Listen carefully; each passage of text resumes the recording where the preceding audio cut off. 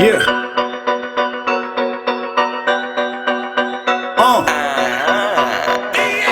Ndine best rapper olomtanyamula jini.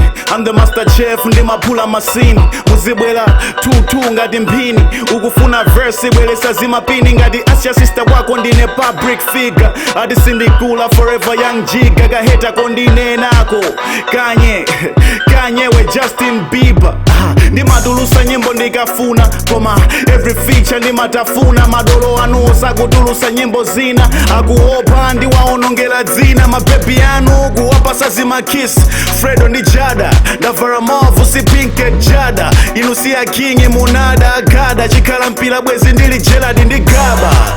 Dinyo kunja eto ndi dinyo. Inu ndi majunyo ine ndi chisinyo. Kuti ndimbe bosi ndimadalila vinyo. Ndimaendela yanga olo nditakwela basi. Ndimaendela yanga olo ndikuyenda pasi. Ndimaendela yanga TNM blazi pansetse tagulula basi. Malomo ndi disa tasambani.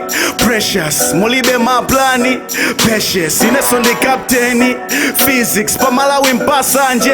Marcus ase inesi level.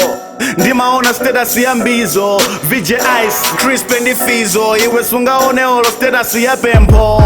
Pyo 90 minutes kemu yako ya talefu waimba wizilo. Zako zinasiya kuyenda. Zinata vini, zinata dizilo. Ase jini ndi petulo. Ndine osankhidwa nkwatulo. Rapa wako wakugona nkwatulo. Zake sizikuoka Paulo.